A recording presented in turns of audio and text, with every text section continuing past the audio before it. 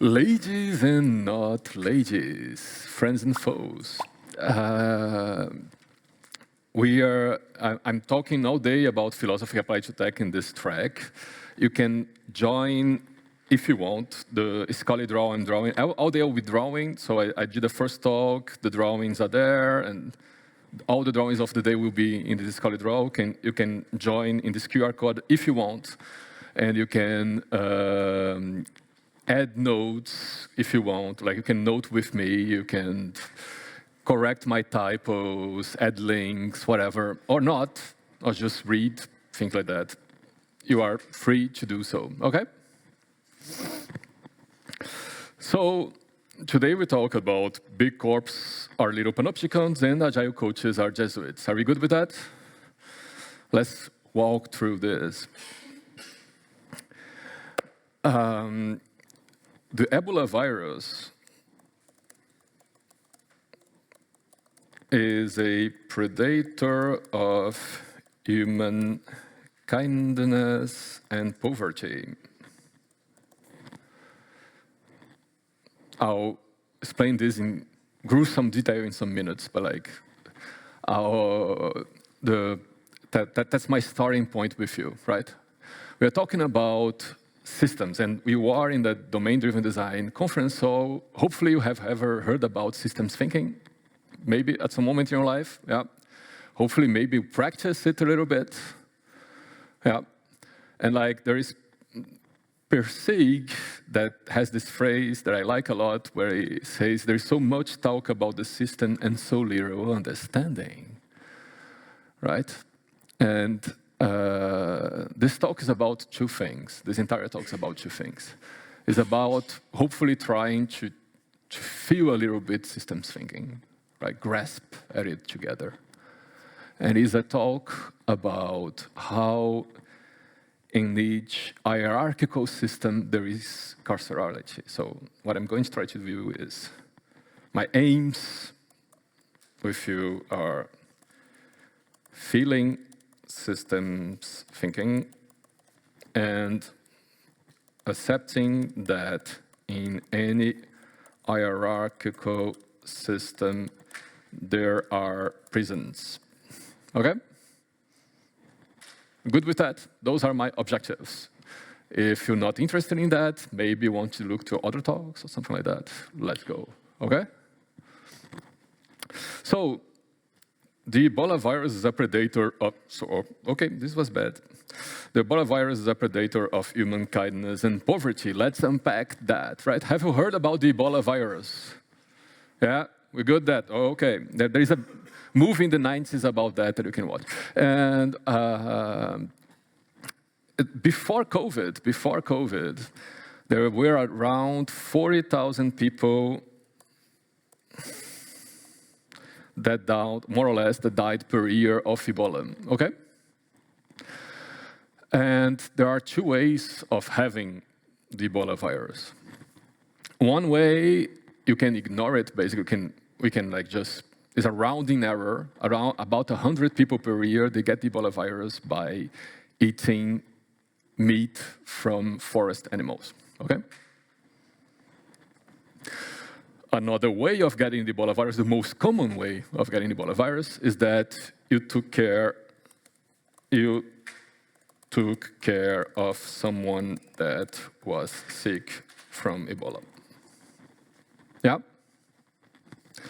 So the Ebola virus, contrary to COVID, is not airborne. It transmits over your fluids. And if somebody is sick and dying from Ebola, and you go take care of that person, you are now at risk of having Ebola yourself. And now you have two people sick of Ebola, so there is a third person that will take care of those two people. What happens? That third person gets Ebola, and so on, with 40,000 deaths per year. Yeah? Good? Again, numbers before COVID, I don't know the current numbers. You can look in the internet and paste it on the thing if you want. So,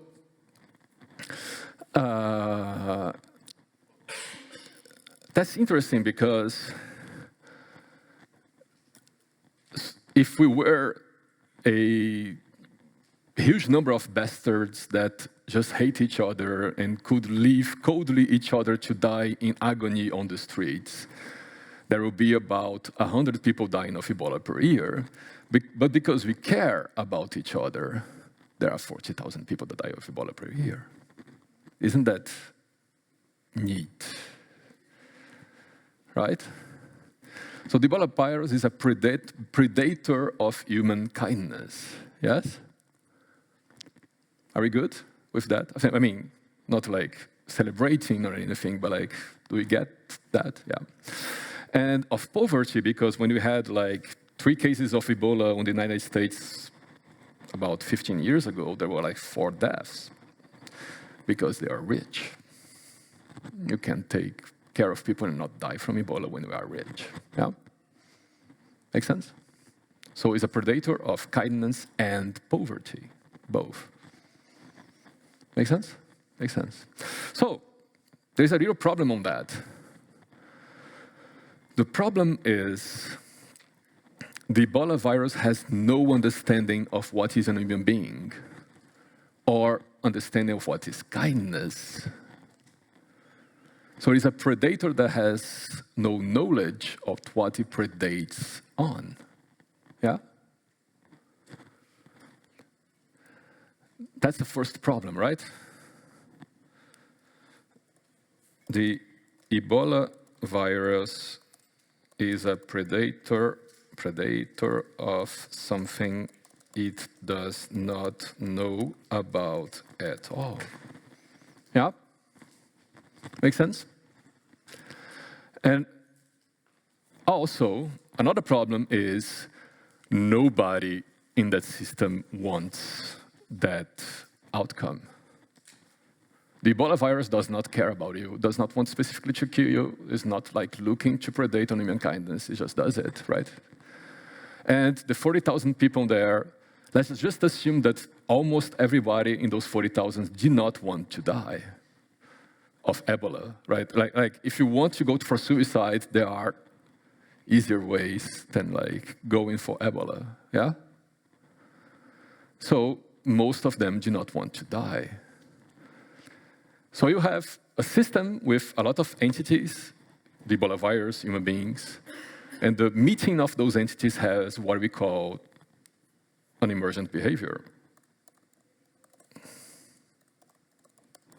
It's a behavior that is the sum of the behaviors of each entity of the system, but it's a behavior that nobody in the system specifically intended or wanted. Yeah? Make sense?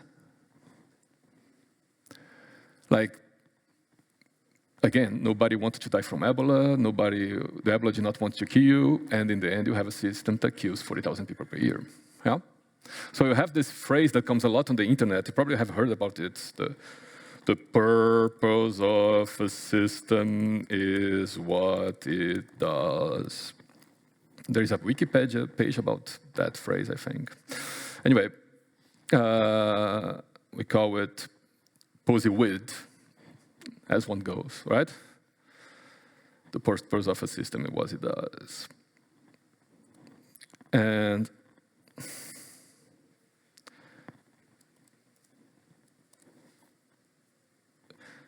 what it means by that is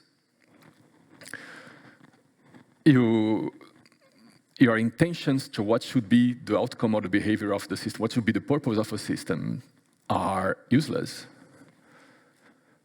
Is what you can measure at what the system does that defines the purpose of the system. The purpose of this system is killing a lot of people, 40,000 per year, and studying it as a descriptive thing that has that purpose is useful in itself, helps you understand what to do in that situation, or discuss about what to do in that situation. But there is no Illuminati, there is no big conspiracy about somebody that is trying to create all those deaths. It is the meeting between us. Emergent behavior is the meeting between all our little behaviors. Yeah? And like studying those little behaviors that meet between them creates the behavior of the group, and that behavior of the group has consequences, and studying those consequences becomes then useful. Make sense? Good? Yay? Yay. So a corollary to that is that conspiracy theories are hope.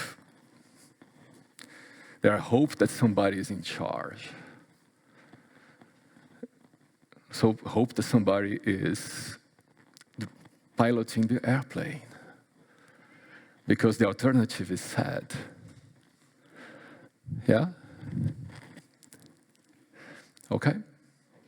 Are we good with those statements? Let's start.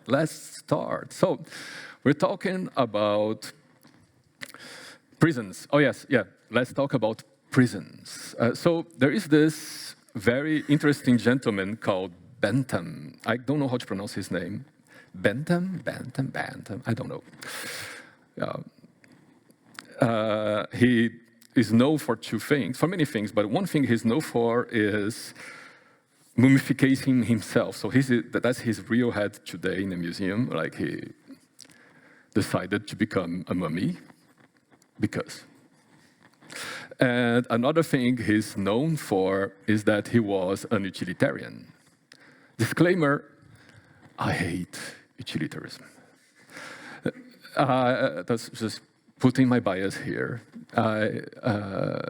That's not the subject of the talk. Let's discuss that over lunch afterwards, why I hate utilitarianism. But, or you can read Ursula Le Guin, the one that ran for Omelas, the book, Magnificent Criticism of Utilitarianism. I'll just put it like, the one that fled Ursula Le Guin. Beautiful, beautiful Christmas, the one that walks away from Omelas. Right. Can I just save this image? Well, copy image, go for that. Right, so, criticism of utilitarians. I don't care, yeah. These presentations will contain typos. So, you can correct the typos, right? You have the link, right? You can just like go here, go there, you correct the typos yourself. So, so Bentham was an utilitarian, and as most utilitarians, he believed that what was moral, what was ethic, was to increase the overall happiness of everybody. If something increased the happiness of most people, then it was a good thing to do. Yes? An ethical thing to do. I like being very gross oversimplifying because that's not the topic of the talk, but like that's a quick and dirty definition of utilitarianism. Then you can discuss about function values and things like that, but like quick and dirty version is that, yeah? And because he was worried about maximizing happiness, he created the prison system, yeah? Because that's logic, right? Because a lot of suffering happens in prisons, so if you reduce the suffering in prisons, you are reducing the suffering overall. If you're reducing the suffering overall, you are reducing the suffering of mankind. If you're reducing the suffering of mankind, you are increasing the total happiness. Yay? Yay. So he created what we call the panopticon. What a beautiful invention. So the panopticon is a type of prison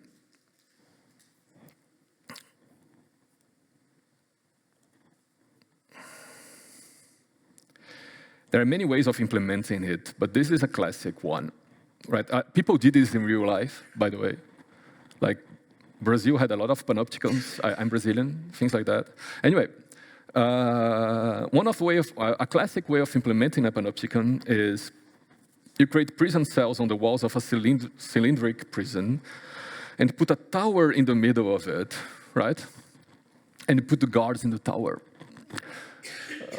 So the prisoners, they know they are seen all the time by the guards. right? The guards are looking at them. They are in the tower. They are looking at them. If they do something that is not allowed, they will be punished. Make sense? And that Bentham saw that as a way of creating a better prison. Oh, okay, but to be fair to Bentham, there was more to it than that, right? He wanted the prisoners to be accountable to the guards to be accountable to the family of the family of the prisoners being accountable to society itself. Some of those parts were forgotten in the implementation details. But like,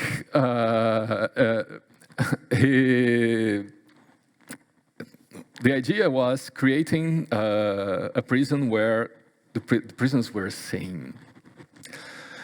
And some years later, this was tried for many years, and some people still do panopticism today. Some countries still do panopticism today. But this was mostly destroyed. Like you can see by the pictures that most panoptics today are in a state of disrepair or are destroyed because we kind of let that idea behind us. Yeah? Make sense? We did that because there was this very, very sexy philosopher called Foucault. I mean, look at the guy. Foucault, let's take this picture. I mean, Foucault did many books, right? And one of his books was Discipline and Punishment. Yay. And Discipline and Punishment talked about, well, what is this, what you get, right? Talked about discipline and punishment in society in general, the history of it.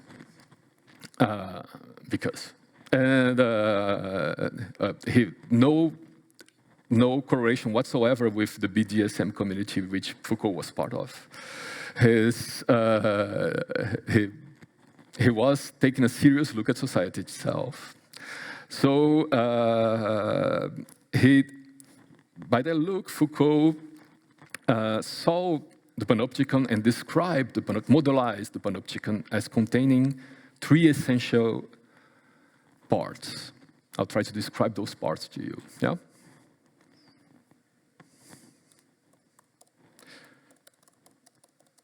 Again, he did not invent the panopticon. Bentham did that, right? He was just describing why it was a bad idea. Yeah. This panopticon description by Foucault. Yeah. His first rule of panopticon is the prisoners are transparent. They are seen by the guards, and they know. Right? So it's important that they know. It's not like secret they are seen by the guards. That would defeat the purpose of the panopticon itself. They are seen by the guards, and they know they are seen by the guards. Yeah? Second rule of the panopticon is the guards are opaque. They are not seen by the prisoners. Not all the time, not most of the time. They can be seen from time to time if they have to punish a prisoner or something like that. Like, it's not mandatory, they are never seen, but they're mostly unseen. Yeah? The guards, the prisoners cannot have a good grasp of what is the behavior of the guards. Or even if the guards are there, sometimes. Okay? The third rule of the panopticon is the prisoners do not talk between them.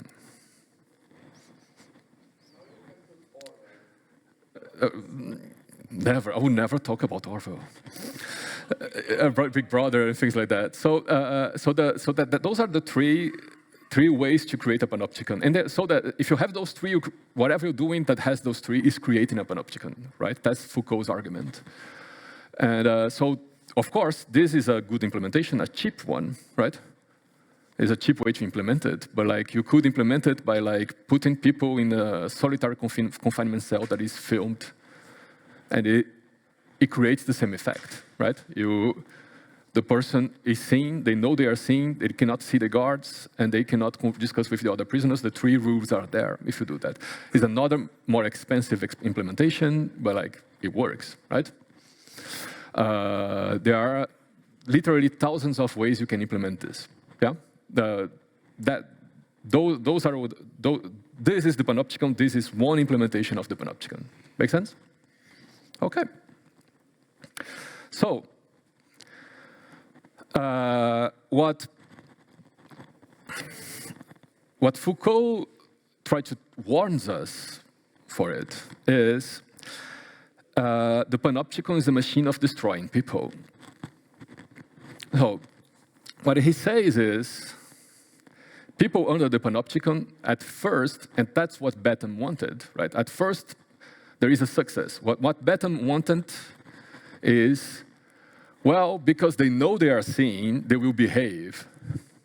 I will reduce overall prison shenanigans, like people trying to shiv other people or trying to flee because they know they are seen, right? So that Bentham and Foucault, they agree with, is one result, right? I mean, they did not live in the same century. When I say agree with, it's like metaphorical. But like, so consequences of the panopticon, right? First consequence, prisoner knows he's being watched and behaves, right? That's the first consequence.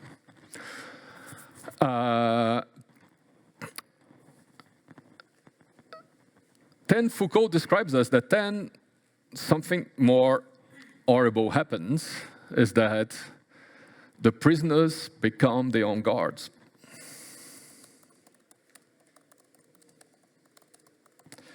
Again, Foucault saw that by going to the panopticons and interviewing the prisoners, right? This is not some theoretization of what happened. This is like on the ground interviews and things like that, right? That's what happened. The prisoners become their own guards. What happens is that the prisoner, first, you can mostly not put the guards there, and the prisoner start being their own enforcing system. They start looking themselves and like behaving in the way that is expected of them to behave, not because they think they are being seen, but because they start watching themselves towards the behavior. They have started enforcing those behaviors on themselves, right? Then what happens is that the prisoner starts rationalizing their status as guards. So once you start doing a lot of you are being your own guard, you start then trying to find justifications of why we're doing that. Say, it's normal that I am being my own guard, not in those words, but like you find it's normal that I'm doing this because I'm a bad person, because something, right? And last but not least, the prisoner goes nuts. So it's a very technical term. So what happens is that human beings are really social creatures, and they are not really very good at being isolated for years and being policing themselves for years and something like that. But the ultimate consequence is that this creates incredibly bad consequences to your mind and kind of destroys you. So, yes? I mean, in that example, the prisoners are in cells, right? Like, bad behavior is very limited. Yeah, it is. But they have space to go outside and things like that, and they still, there's some level of interactions, but that level are limited a lot. Like general population is limited a lot, et cetera, et cetera, et cetera. You're trying to make them not talk to each other. So you have some space to walk outside alone. You have some, like, there are many different implementations of that, right? So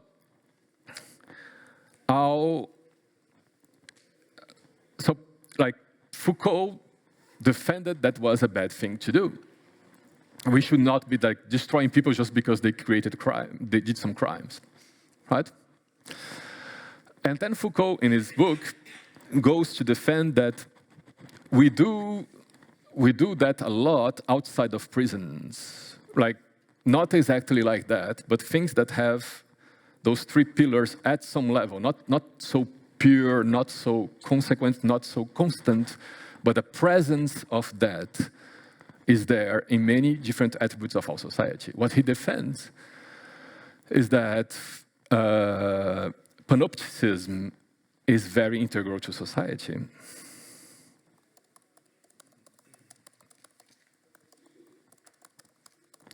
We seek control, and because we seek control, we seek to control people, we use those three pillars a lot. Because we use those three pillars a lot, we recreate mini panopticons everywhere. Yeah? And mini panopticons are not the same level of the real panopticon because nothing is so pure as that.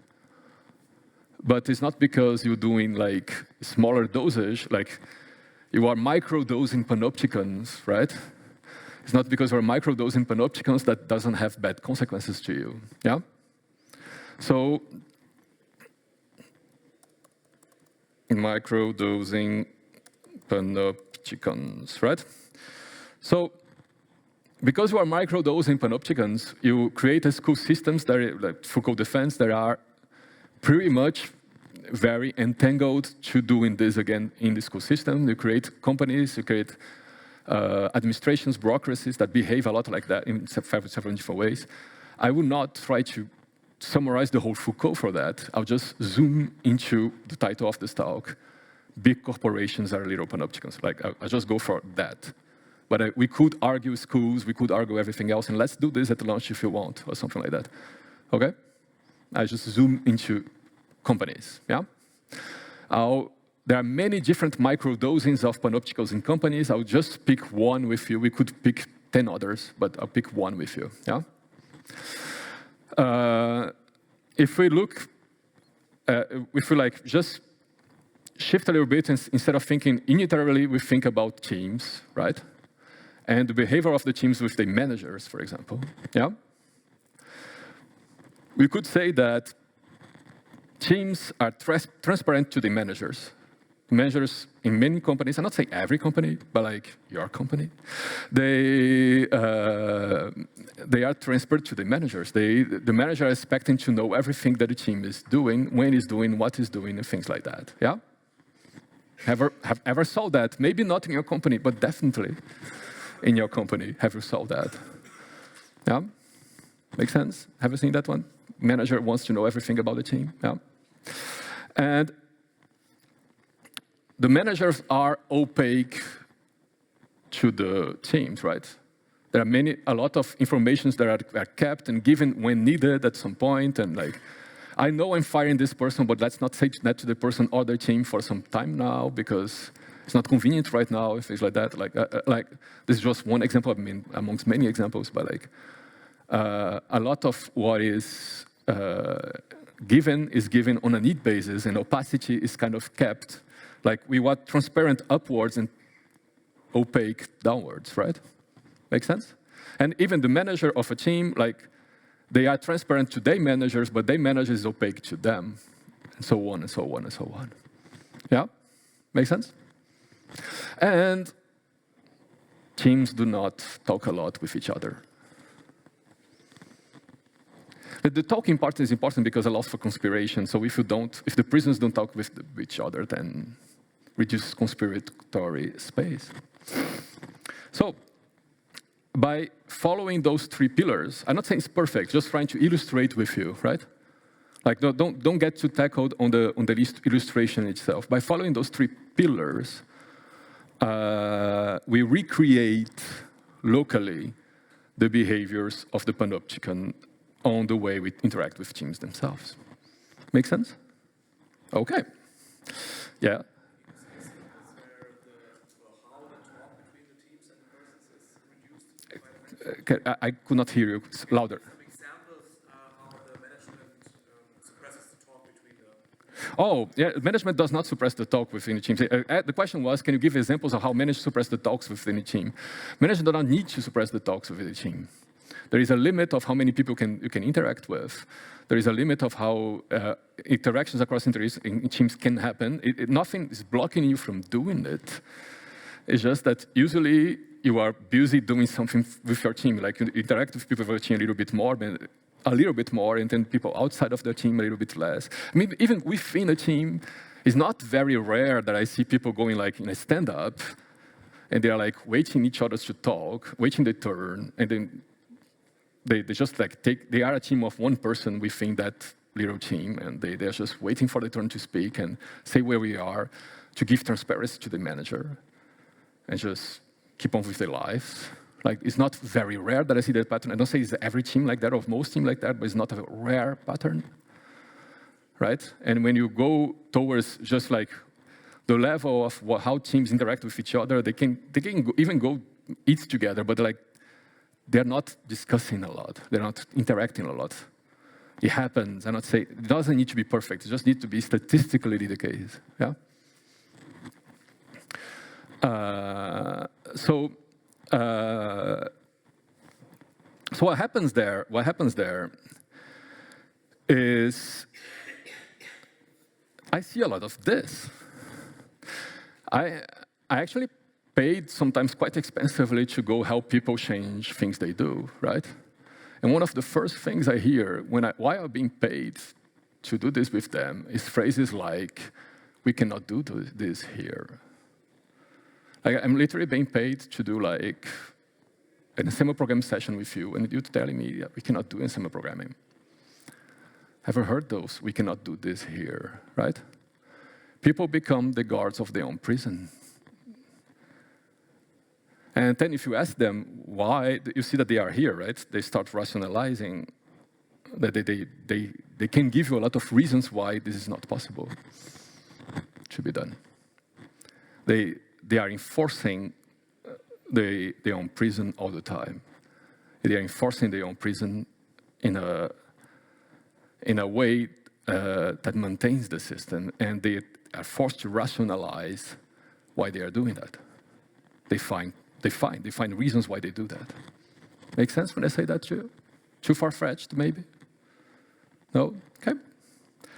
And there's a little bit of that going on. So, and again, it's microdosing, yeah? Of course, this is not exactly the panopticon. Like, contrary to a prisoner in a panopticon, you can still go home at night and discuss with your family, maybe, yeah?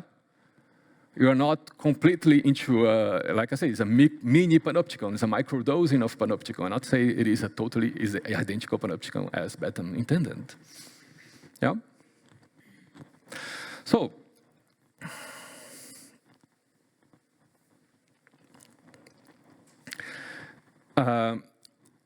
the consequences of that are, for me, dire, right? So I went to experimenting. And if I circle back to the beginning when I talk about systemic emergent behaviors, right? Without saying it is the fault of these people or that those people or those people or those people, what I'm saying is it is not neutral, those behaviors of enforcement into the emergent behavior of the system. Yeah? The behaviors of enforcing your own prison that are acquired in this way, those behaviors, they are there. They are like the kindness and poverty. They are the things that create the behavior of the system itself. Yeah? We agree on that? Are we good? Are we good? Good. Good. So it's a good system, right? It works. Yay. So, I'm Brazilian, yeah? This will become important later.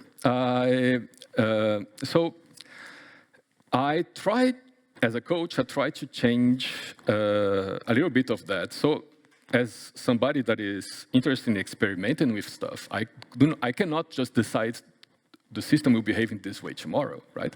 But now that I know I have those things here, I want to change those things here, but I know this nourishes them, right? So I said, hey, what if experimenting being more opaque upwards or asking for transparent downwards or discussing with each other, right? Hey, we could try that. I don't know if it will work or not, but it's something that could be tried, yeah? Make sense? And I went with some clients just trying that, like not specifically knowing if that would work, but like just trying that. It's worth the experiment, so I thought. And there is some things that I find quite interesting during those attempts. So usually, let's talk about colonialism. So, okay, I'll correct that typo. So let's talk about colonialism. Usually, I'm paid by someone to change someone else, which is kind of a violence, right? I mean, how do you feel when your spouse gives you at your birthday 3 weeks at the gym that you did not ask for, right? It's kind of a passive-aggressive gift, right? So giving you the gift of improvement is certainly an interesting choice when you did not choose to improve, right? And and yet, I'm not criticizing that gift, right? If you want to change a whole company, then some people will have inflicted help, right? You cannot expect to first align with the whole big company, to every single human being, hey, should we be doing that, and have the concept of everybody to then get to the point where we start bringing people to try to help them, right? So there is some level of the violence of inflicted help, right? And one of the first things as a coach, as an advisor that I do when I go to a team is putting that violence in the middle, right? Telling, okay, you got offered 3 months at the gym, you did not ask for that, it's kind of a passive-aggressive gift. What do we do with this, right? Let's have that discussion, right? Try to create some form of negotiation of consent.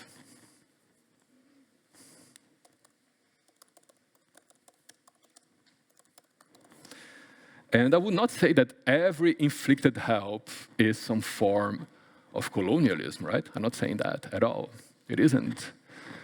Like sometimes we're just trying to really honestly help people when we inflict help on them. Mistakes happen, right? But my heuristic to see, am I in some form of colonialism or not, is, does this person just want to change the others and not change themselves? Right? I'm not trying to define, but it's a heuristic of colonialism. Does this person only want to change the others and not themselves, while having power over the others? That's for me is a very good heuristic. Like, hey, I have somebody, they have power over the others, they are giving the gift of change to the others, and they do not particularly desire that gift. Yeah? And it was like, hey, no matter, we can still do something about this, yeah? So, I'm Brazilian, right? I told you before that, I'm Brazilian. As many countries in the world, most countries in the world. I come from a country that was colonized. And I'll give you a kind of a metaphor to understand this here. So you have the king, right? Feel free to imagine whoever you want as that person. And you have the king in this metaphor. And the king has the colonized on the other side of the world. And this presentation will contain typos, don't worry. And you have the army, right? The king sent mercenaries and people with weapons to enforce that control over, yeah? Make sense? And you want to reduce resistance because forcing all the time is a problem, yeah? Make sense? So you have the Jesuits. So the Jesuits are the people, I mean, for Brazil, there's not the Jesuits in every country. Like, you can switch around Jesuits for another name in other countries. Jesuits are the people that come to their country to evangelize. It is important that the Jesuits are true believers, otherwise that will not work.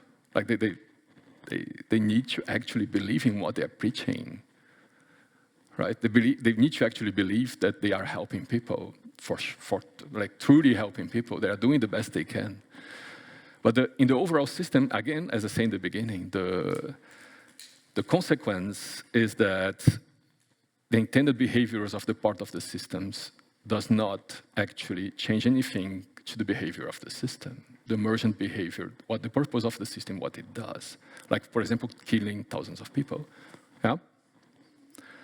So the king wants control. The army wants to enforce control. The colonized wants freedom. The Jesuits want to preach the good word. None of those people want oppression per se. Maybe the king, but like most people in the system do not want oppression per se. And again, the system oppresses. How fun is that? Right? And if the Jesuits actually wanted to increase oppression, that would work less, right? You need the colonized to actually like the Jesuits, yeah? Okay? So, I've been accused sometimes of being an Agile coach. And while I was being accused of that, I actually believed in the principles of the things I was preaching, right? But while also being accused of coaching for domain-driven design, and while being accused of that, I actually believe in everything I was preaching, right? I was being the Jesuit, playing the role in the system of that, right? I was there under the control that is being taken place, and I'm actually truly believe in the things I'm preaching. I'm not trying to increase the oppression. I'm just trying to preach the good word. And as I was doing that, I started looking at the system and say, hey, maybe my role here is like, in order for a system to advance, it has to create like difference, right? So maybe like when I'm playing this role of a preacher, maybe that it has consequences that I do not want. So I started like conspiring. I started like say, hey, I'm already here, people already pay me, worst case scenario, they throw me off, might as well have some fun, right? So might as well have some fun. I look at the system and I say, hey, I could try to change that, right? Let's go, let's give people weapons. Like, it's not because I'm a Jesuit that I cannot like try to give people weapons, right? Make sense? That, my friends, turns out to be another form of colonialism. I was just becoming another attempt at being the king. I was just trying to preaching another set of skills. Rebellion, as it goes for skills, but still trying to believe for people that what would be best for them is that they rebel. so we are fucked, right? So, so how do I get out of the pickle, right? Because like, okay, I don't want to be complacent in the oppression of people. I don't want to participate in that oppression by just playing my world as intended. I don't want to be outside of the system altogether because that's not possible. And I don't want to be a colonizer just saying, hey, you should be revolutionizing right now and be with me, right? I do not want to be in any of one of those roles. So I do not have any better solution to this, other than trying to discuss about consciousness of the system itself, right? And once we have that shared consciousness of the system itself, then maybe we can co-decide what we do together, right? It becomes a matter of consent, informed consent. I cannot accept that people consent to the current oppression unless they know the current oppression. So given consciousness, for me, becomes a matter of establishing consent itself. So maybe if they don't consent to having consciousness, maybe that's okay to still give them consciousness because we're still negotiating consent. The metaphor I use for that is, if you tell me you and your spouse hit each other a lot, my question becomes, do you have a consent to hit each other? Is this BDSM or is this abuse, right? That's the difference, right? The difference between sex and rape, the difference between boxing and assault is consent, right? And informed consent, people knowing what they are doing with what they are saying yes to when they do that, yeah? And for me, in order to create that consent, I need to create consciousness of the system. We need to talk about Foucault, we need to talk about the panopticon, because people don't know they are in a panopticon. But once they know they are in a panopticon, maybe they are happy to be in the panopticon. And then that's just kink. Not my problem anymore, right? If you want the boots of oppression in your face, more power to you, right? Lick them, go for it. But if once you see the oppression, what you want is freedom, then let's discuss how we can achieve that together. Make sense? And in order to do that, we need to know the oppression is there. In order to know the oppression is there, we kind of need to take some deliberate action towards seeing it. And in order to understand that, we need to understand there is no Illuminati. The oppression is an emergent behavior of the system. There is no big daddy upwards that is like Big Brother looking at you and trying to control everything. Every layer of a company, they are not all attacked in the same way, they do not all impacted in the same way, but everybody's oppressed together. Because nobody's piloting the airplane at all. Yay!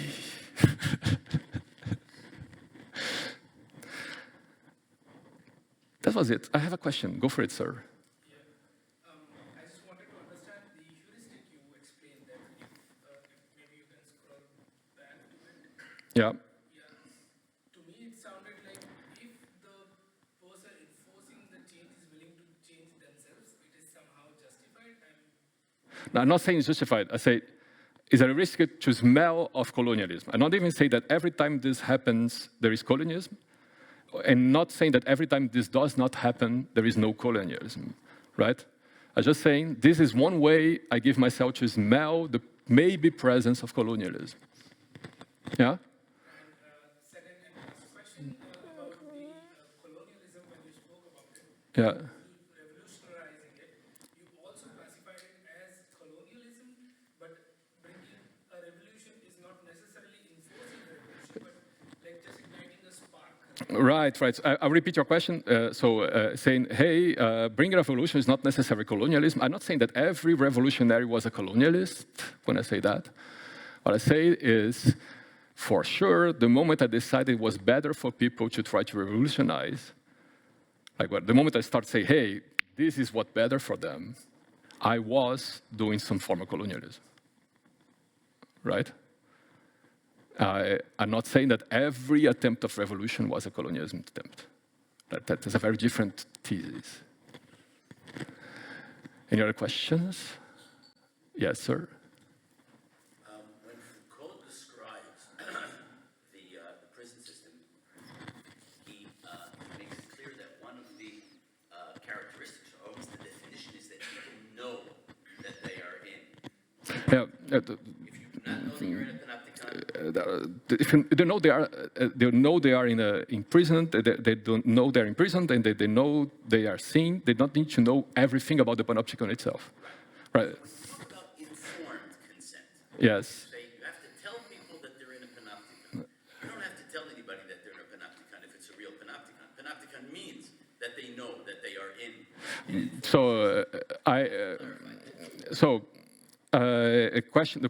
The gentleman's question is, if you need to tell people they are in a panopticon, then they are not in a panopticon, basically. I would disagree with that. I would say that Foucault's thesis was that panopticon to really work as a panopticon completely, you need a series of things they need to know, but they do not need to know the entirety of what is a panopticon or things like that. You don't need the whole hermeneutics of what is a panopticon or to do that. You need that whole hermeneutics to fight the panopticon, but you don't need to be in a panopticon. But yes, there is a list of things you need to know for the panopticon to work as a panopticon. For me, those two things are very different. One of the characteristics, and I do not recall if Foucault mentions this explicitly or not, but it's there implicitly. In the panopticon, a fundamental of the panopticon is that you're not free to leave. That's what I talk about microdosing, right? Yes, for the Betham's prison, as described by Foucault, a fundamental is that you cannot leave, right? That's central to it. But Foucault himself, when he describes schools as panopticons, he's not saying you cannot leave school completely, right? That's the whole aspect of microdosing. Of course, Foucault starts by describing the panopticon as a prison system, then tries to use how we microdose that. But microdosing that implies that you are not using the 100% of it as that purity level, right? And what we do is already has impact for me. That's my point. Okay, friends, that's it. Yes, go for last question. Because he's saying that, but I... You said that I agree with the fact that no one is piloting the plane, but there are always people that benefit from... Oh, yeah, of course. He agrees that he agreed that nobody's piloted the plane, but some people benefits from the travel more than the others. Like the king is still the king, right? I'm not saying that everybody is equal in how they benefit from the oppression. I say that not everybody is equal in how they are contributive factors during measure behavior of the system. This not absolves them at all, right? It's not like we are all hopeless and the system just oppresses, right? I say, okay, yes, some people benefit from it. A lot of people benefit from it. There's a lot of privilege going on. And it's the topic of the next talk that you should come to. Thank you.